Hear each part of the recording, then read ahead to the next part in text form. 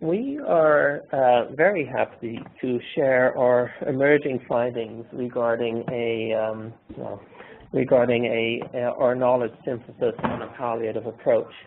And this project is of course part of iPANEL, and it lies at the heart of the iPANEL initiative in many ways, in which we try to gain conceptual understandings and the state of knowledge surrounding a palliative approach as it is currently represented in the literature.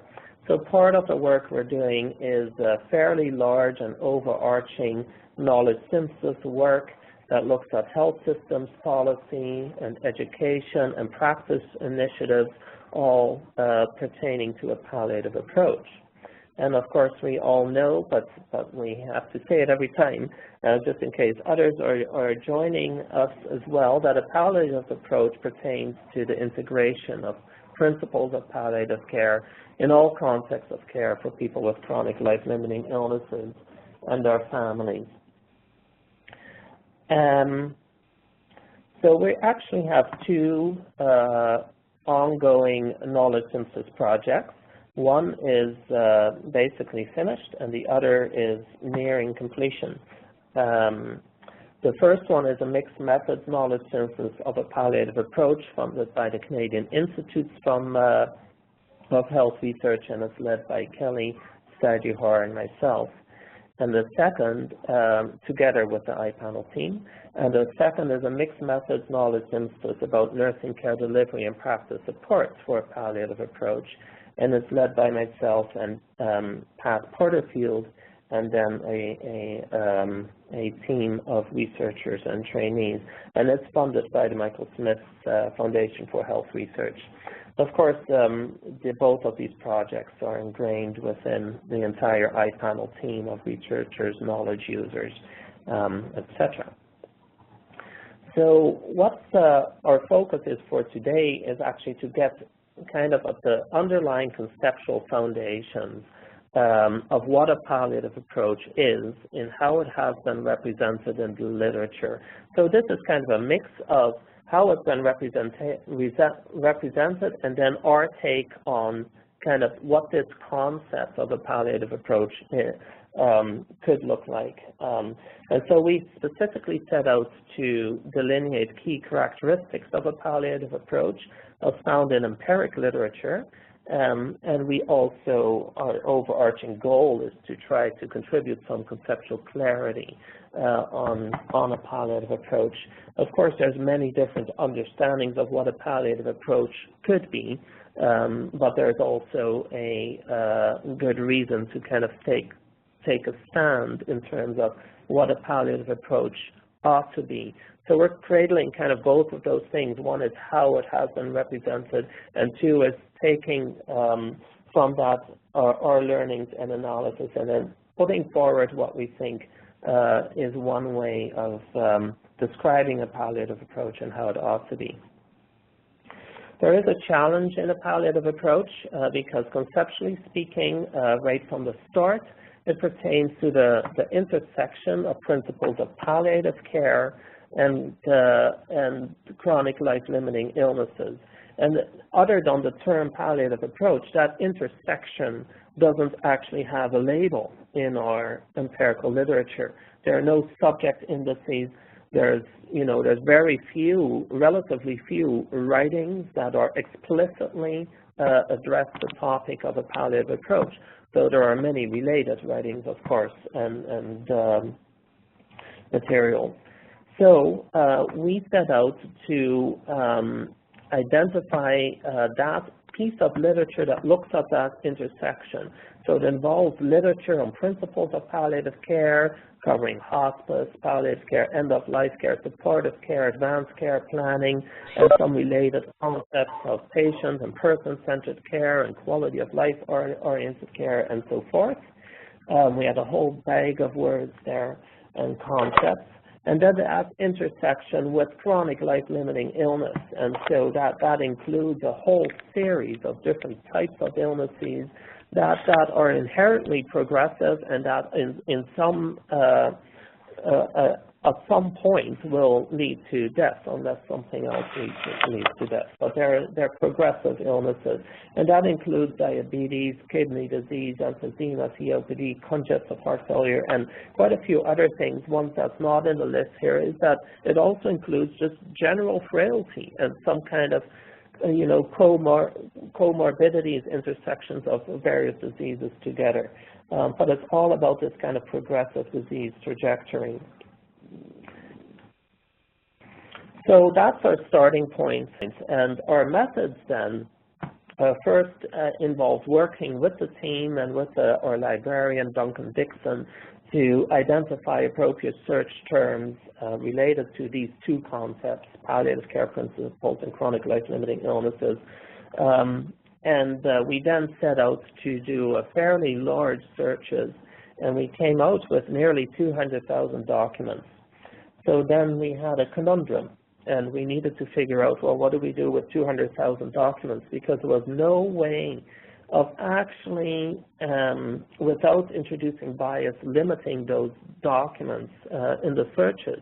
We could have just searched for palliative approach, which we did, of course, as well, but that actually results in a fairly narrow body of literature if you only enter that term, and it doesn't capture the totality of the field that we were looking for. And so we worked then with a computer programmer, James Voss, to design a system that would help us filter through these 190,204 articles, including through the process weeding out duplicates. That involved first, what we did is we identified a random selection of 5,000 articles from that entire pool. We screened them all, and then using our inclusion criteria, so they had to be about a palliative approach as we conceptualize it, basically. I won't go into those details. But then we fed that into a computer system and told it, well, find us now, out of the rest of the 190,000 articles, find those articles that are similar to the ones that we have identified are relevant. And then we screened from the most similar ones. We took another screening set of 1,000 and put that through this computerized approach as well. We also did manual searches of a palliative approach in the title of an abstract, and we also consulted with experts, those on our team and others who contributed another 243 potentially relevant citations. Then all that filtered into a manual screening process. We excluded articles that were not relevant to, clearly not relevant to the topic of a palliative approach. There were actually quite a few things. Well, one thing we found is, surprisingly, but there were actually quite a few biotechnology articles, and some of them about animals. Interesting in and of themselves, but it wasn't our focus. We were focused on people. We also excluded those that focused exclusively on specialized palliative care. That's, of course, a whole body of literature in and of itself, but it wasn't our focus. We were looking on the intersection of chronic life-limiting illness, but not just specialized palliative care. There were also quite a few articles that focused specifically on the management of a particular symptom that were caught by our search strategy, like articles that are just basically about pain management or breathlessness or fatigue or something like that. Now, and that wasn't really our focus either. We wanted articles that captured kind of a broader scope of what a palliative approach is. And so through that process, we identified 326 articles that addressed the topic of a palliative approach, and 91 of them were research articles, and that's the focus of our presentation today, is on the research articles. It is important to note here that this process that you see in front of you right now is not a process to capture everything that's out there about a palliative approach, but it's a process to capture a fair representation of what's out there about a palliative approach.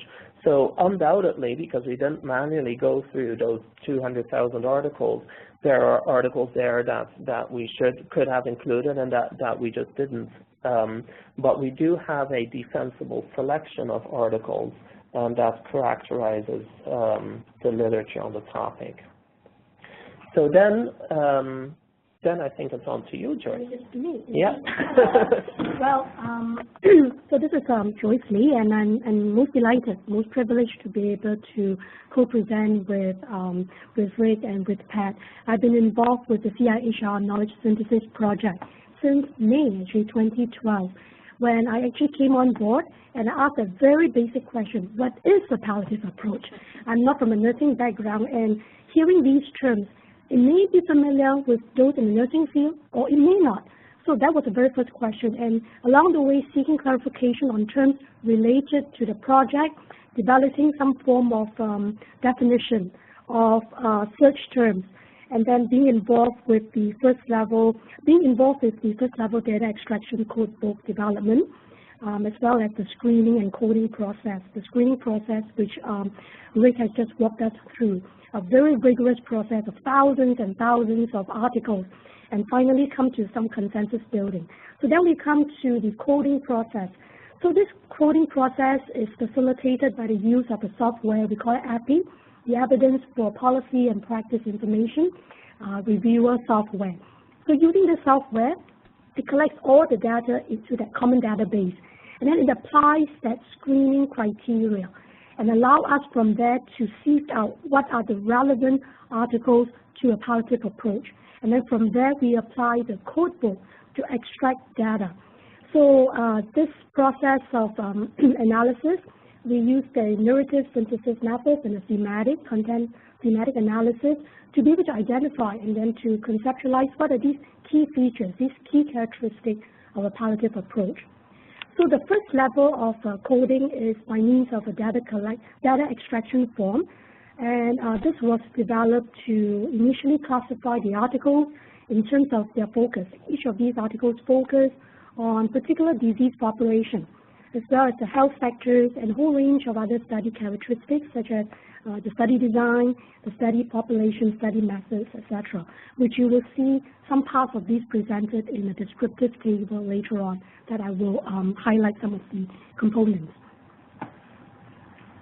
Okay, then the second level. This second level, what we call the analytical coding scheme, this was developed in order to facilitate that thematic analysis of these overarching themes to begin with, and after that, to inform the overarching conceptualization of the key characteristic of the PA.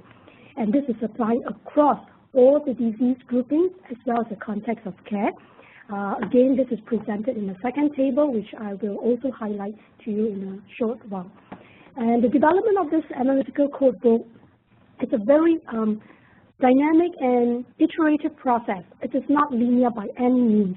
We begin with identifying what are some of these potential categories as informed by the articles that we can start grouping the data to make sense out of it, to make meaning out of it. And then from this initial development of the analytical code book, it was brought back to the core research team. Pat is very heavily involved in that process of developing the analytical code book. And then through that process, we fine-tune the code book and bring it back again to the research team.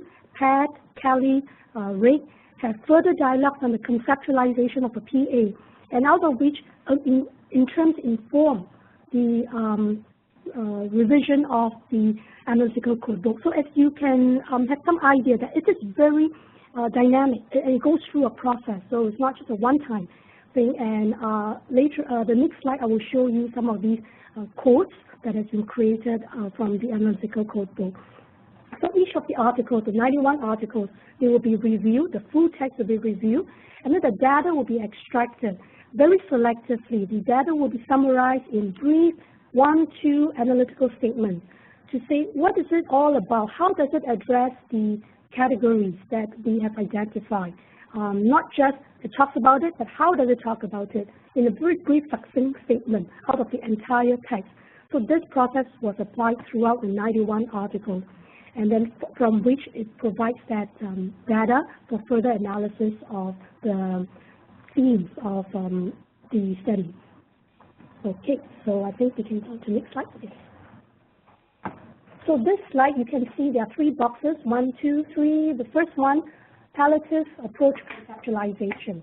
So these are the A, B, and C are the codes. These are the individual codes that we create in the API software that we will start tagging information from the article to each of these codes. So number one, we have palliative approach conceptualization.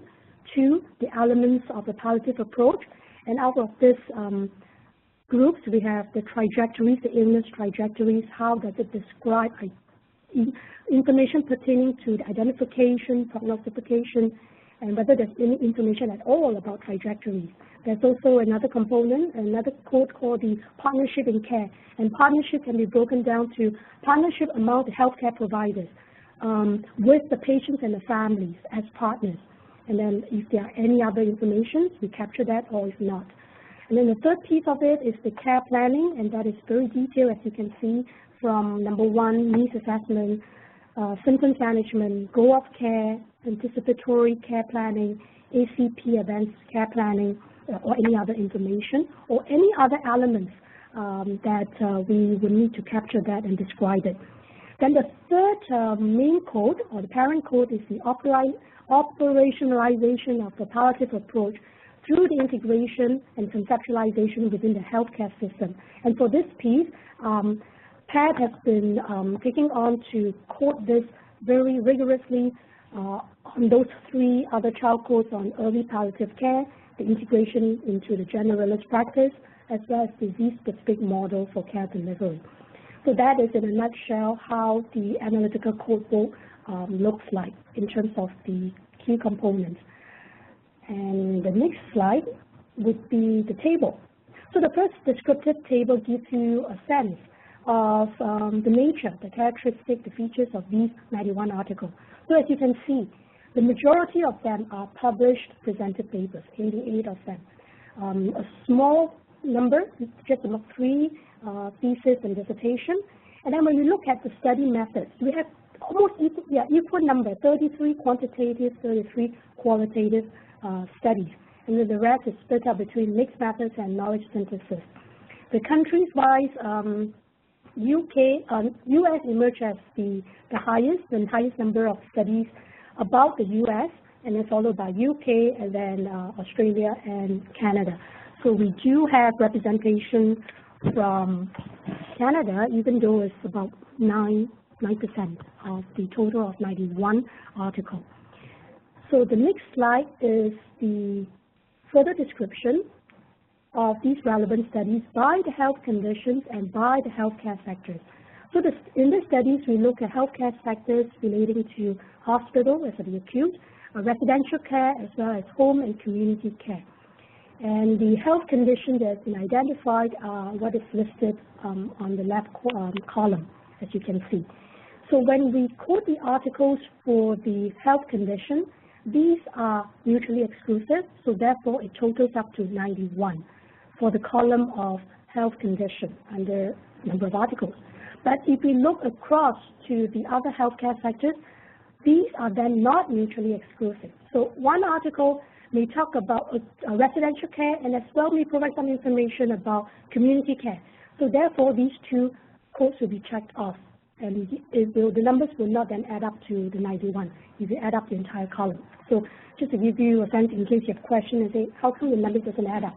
Because one part of it is mutually exclusive, coding for health condition, but for the care setting, it is not. All right, so here I'd just like to flag and bring to your attention that the majority of the relevant studies, they address multiple chronic diseases, that's about 32%, and this is followed by cancer, about 14%, and dementia, the next one, which is about 10%. And then the number of relevant studies across the healthcare sectors are relatively similar, 32, 27, 27, about that, where these articles relate to residential and home and community care. They are slightly less compared to the hospital setting. Okay, so I think the next piece will be to Pat to describe the analytical results. And before we go there, maybe we want to, if there's any questions about the methods or any further information, because Pat is now going to go into describing the analytical results. But if there's any questions, this would be a good time to briefly interrupt. think we move on then. Okay. So thanks, Rick and Joyce, for the description of how we got to this place. And so I will start to describe our findings. So what we have identified is that there are three major themes that are essential features of a palliative approach.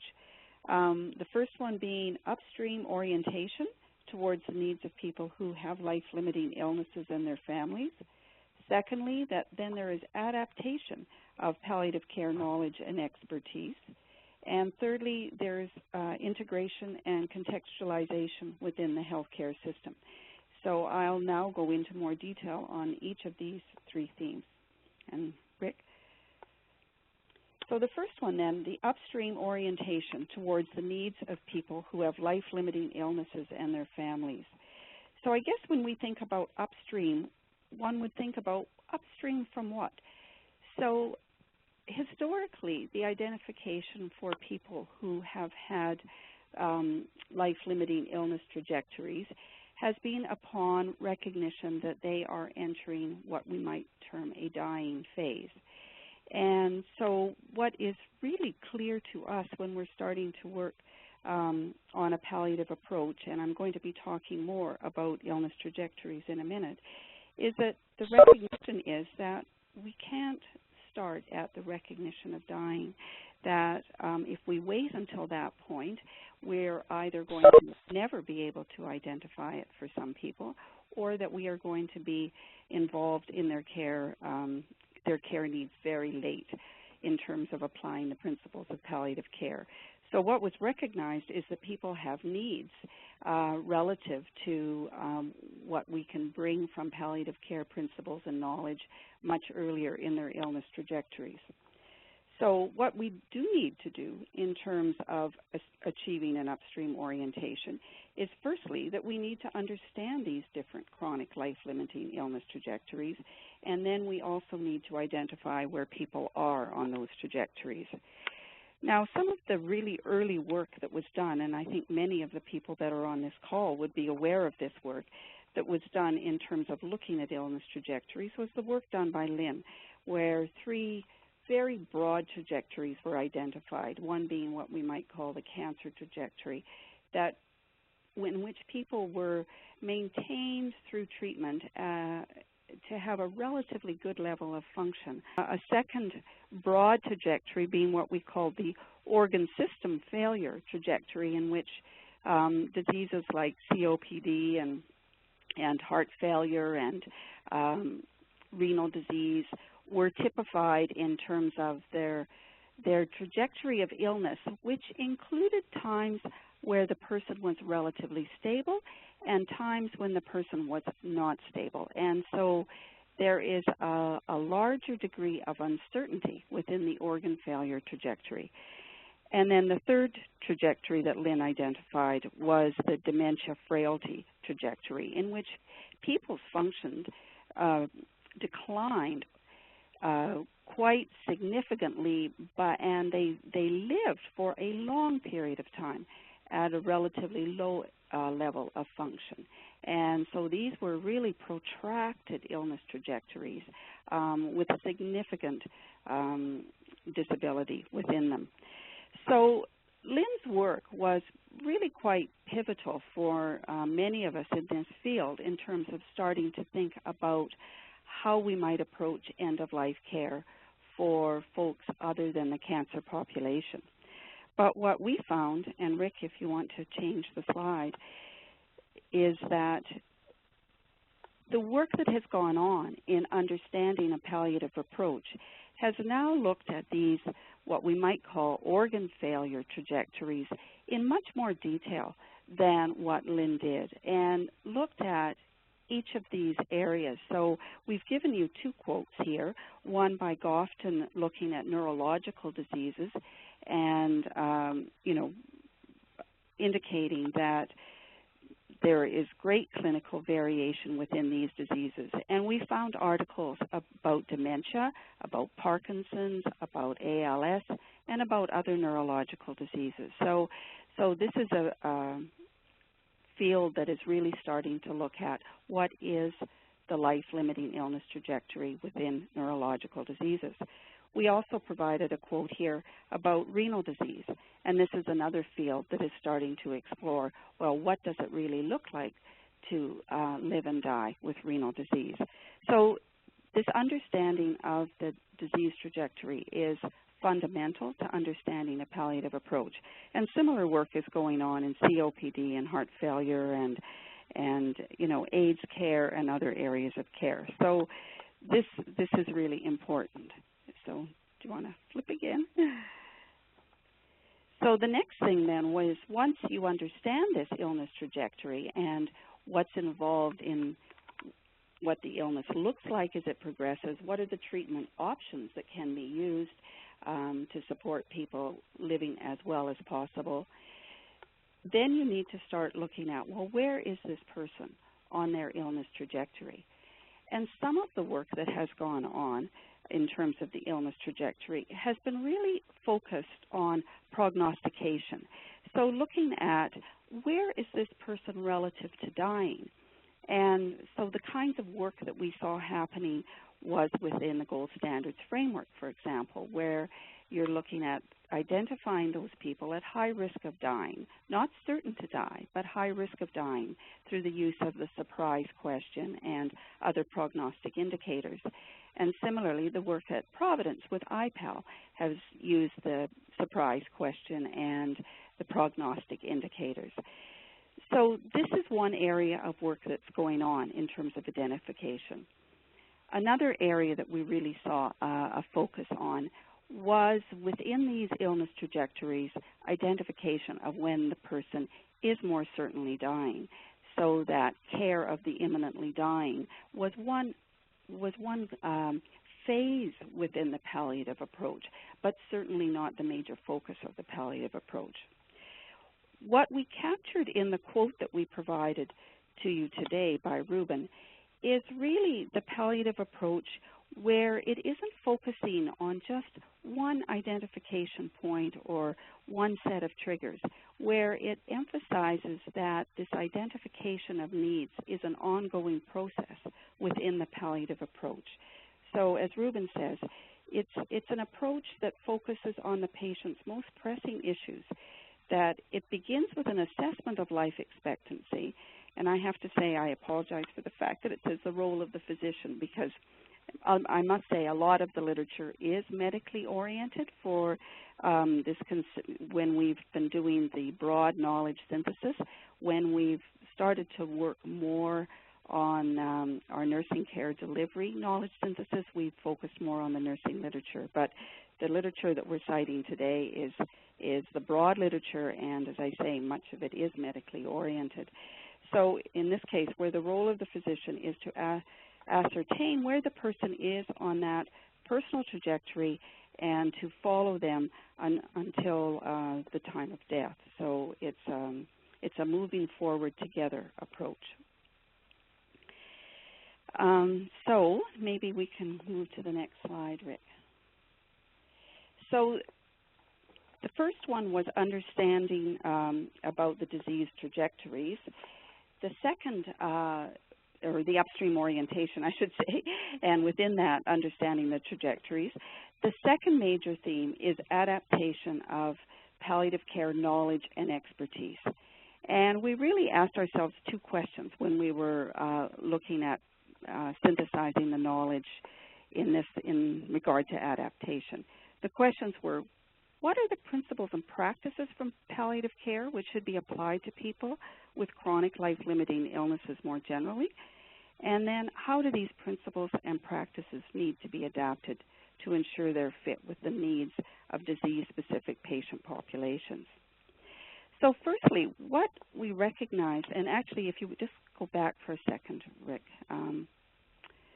So the first thing in terms of the principles and practices from palliative care, when we looked at how people were talking about what we would consider to be the palliative approach, we recognized that much of the way that it was described in terms of the principles from were the same as the principles from palliative care. So what we saw been the same within palliative care and the palliative approach is this patient and family-centered care, the concern about quality of life as being the primary goal, the fact that therapeutic relationships between care providers and patients and families are very important, and that these therapeutic relationships are really characterized by clear communication, and that included advanced care planning, discussions of goals of care, that it was really important to assess and manage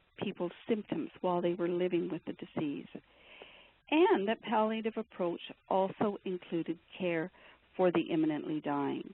So those themes are really the same. So what we've been trying to characterize with our upstream orientation, adaptation, and then the third theme about contextualization are the ways in which palliative care is modified to fit with a palliative approach.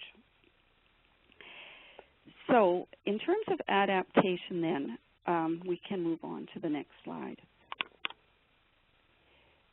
So we were looking at, why do we have to do this adaptation? Well, this theme of uncertainty was really important. When prognostication is not clear and the person is living within this uncertain trajectory, the assessment of their needs at that moment in time and the anticipation that their needs will change is very important, but you cannot be orienting their care around when they are going to die. So you need to be walking with them and recognize that that will happen, but it is not that you are so finitely oriented towards the death. And the uncertainty also makes this adaptation of knowledge necessary. And what we really have ended up finding is that a palliative approach is achieved through the blending of palliative care. And we were using the term chronic disease management. I think we're now wondering if it's chronic illness care. That just came out at a meeting yesterday. So this may not be the final point in terms of use of that term, and maybe we can talk a little bit about that at the end of our presentation. But anyway, for now we will say it's the blending of palliative care and chronic disease management. Okay, we can go on to the next slide. So some examples about how this adaptation needs to take place. So, for example, symptom management is influenced by the unique disease profile. And I'll use the example of renal disease. Because renal disease, when we're considering the illness trajectory, there are symptoms that are more significant in renal disease than they are with our previous palliative care work. And for example, itch is a symptom that is common in renal disease, but the work in palliative care that it was predominantly with cancer patients did not really see itch as such a significant symptom. So each illness really needs to be considered in terms of what are the significant symptoms for that illness, and then what are the treatment options. And again, in renal disease, dialysis is a treatment option that is life-prolonging. So some of these illnesses, in terms of what you might do in symptom management, have an element of life prolongation that is somewhat different from our previous orientation with palliative care. And again, an example from renal disease, that the medications that we might have used in terms of symptom management in our traditional palliative care, they need to be modified because the way that people with renal disease metabolize medications is different. So your choice of medications, your dosage and whatnot is influenced by that disease. And this is similar for congestive heart failure and other illnesses as well. So that's an example of how symptom management needs to be adapted. The communication strategies also need to be adapted. I mean, obviously, part of this is being knowledgeable about the particular illness trajectory, but it also has to do, again, with this notion of uncertainty. And recognizing that the focus is with people living with their progressive illness, and they may have times when they're feeling better than others, and we have to accommodate that in the way that we discuss their course of illness with them and what their choices might be for the future. A third area for adaptation was in the nature of the partnerships. And what we found from looking at the chronic disease management literature, and maybe we can actually go to the next slide with this, is that we need to look at the way in which we work with people and use concepts from self-management. And self-management, it has not been a concept that's been predominant in the palliative care literature. But when you're meeting people upstream and when you're working with them to manage their chronic disease, then self-management is a concept that is more important. And we then need to look at how does this concept of self-management evolve over time as the person becomes sicker and they become more dependent on the care system, needing more supports, and their caregivers need to have their needs assessed on a continuous basis. So self-management was a concept that became more relevant for us.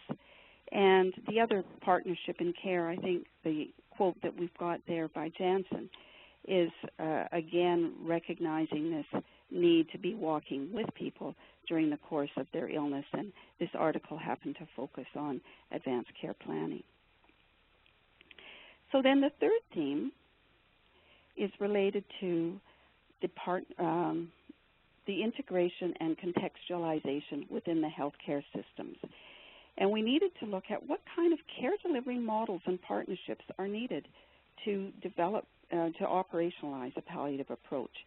And it was clear that the healthcare system would need greater capacity in order to be able to provide this approach. I mean, I think that's been one of the concerns of people working in palliative care as people have been talking about the palliative approach is, well, how might we be able to facilitate the provision of this? So we recognize that there's need for greater capacity to fully meet these needs, and that it's going to require partnerships from a whole range of healthcare providers. So we'll now describe in more detail what we found in terms of these typical patterns. So the first one is what we've called early palliative care, and it's probably best conceptualized by the article that was published by Temel in terms of non-small cell cancer and the involvement of a palliative care specialty team right at the time of these people being diagnosed and following them on a regular basis, I think usually a monthly basis, to look at what were the goals of care, what were the symptom management issues, what were the treatment decisions that the people were facing, and to ensure that their care was coordinated. So the early palliative care,